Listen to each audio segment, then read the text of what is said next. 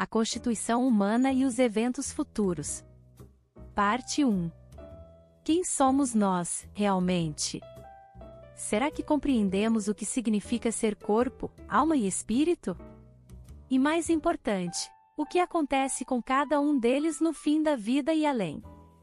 A Bíblia revela verdades profundas sobre a constituição humana e seu destino, desafiando conceitos populares e trazendo clareza sobre temas como morte, ressurreição e eternidade. Este estudo vai abrir seus olhos para a realidade espiritual e o futuro que aguarda cada um de nós. Prepare-se para respostas impactantes e uma jornada transformadora pelo propósito de Deus para o homem.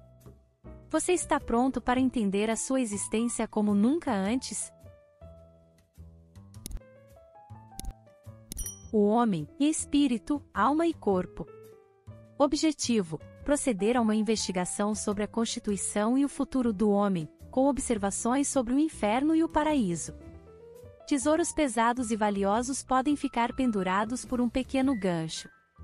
Semelhantemente, consequências importantes e de longo alcance podem derivar da solução de um pequeno argumento. E o pó volte à terra, como era, e o espírito volte a Deus, que o deu. Eclesiastes 12 verso 7. Posto que na morte o espírito do homem volta a Deus, que o deu. Eclesiastes 12 verso 7. Pensa-se que o homem vai para Deus no céu.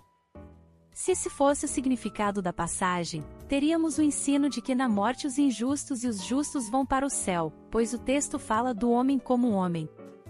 Isso já basta para mostrar que não é esse o sentido da passagem. A pessoalidade é a expressão consciente do ser.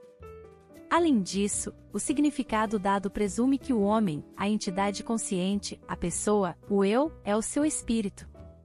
Mas se o homem não é o seu espírito, então a opinião declarada não tem base bíblica. Muitos aniquilacionistas consideram que o homem, a pessoa, é composto de apenas duas partes, o corpo e o espírito, e que quando são separadas na morte, a pessoa, o eu consciente, deixa de existir até que as duas partes sejam reunidas na ressurreição. Mas, se a pessoalidade consciente deixou de existir, é extremamente difícil conceber que seja a mesma pessoa consciente que volta a existir. Não seria uma nova pessoalidade que surgiria na ressurreição?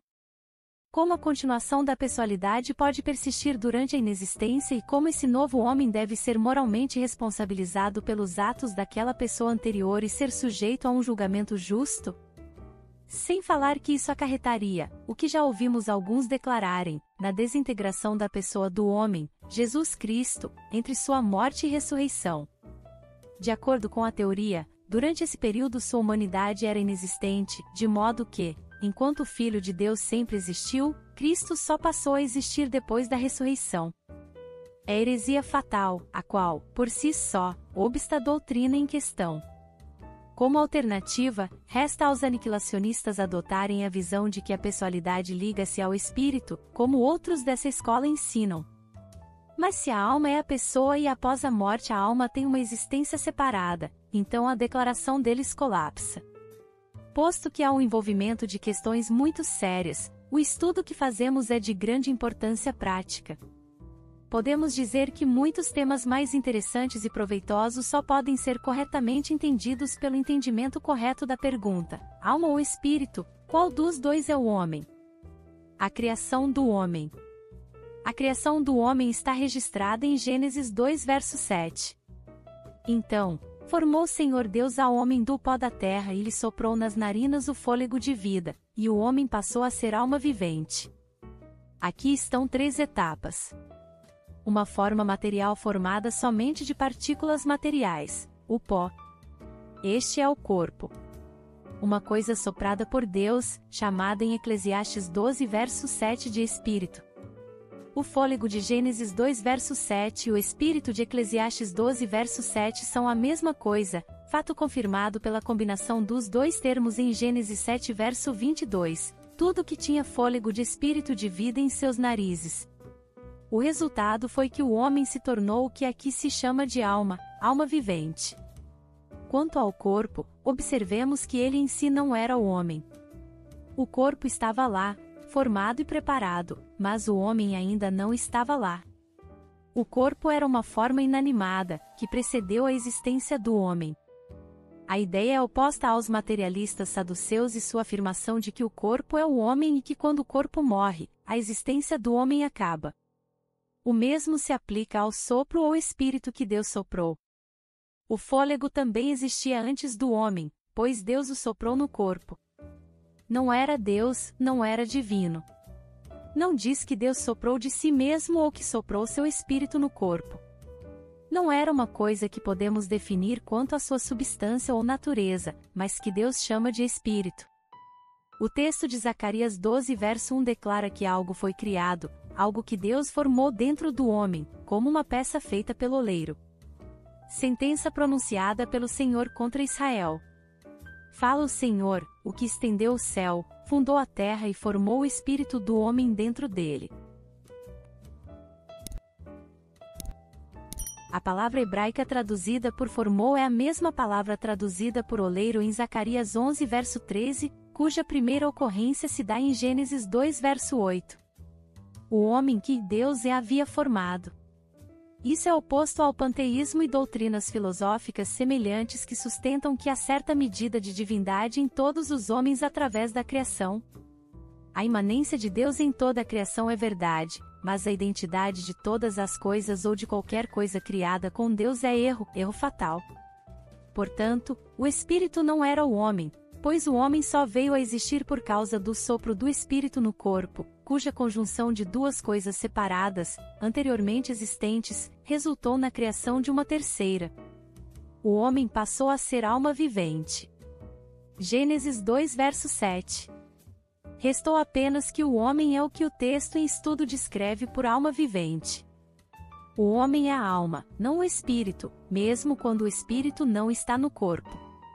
Este ensino é contrário à teoria aniquilacionista já mencionada.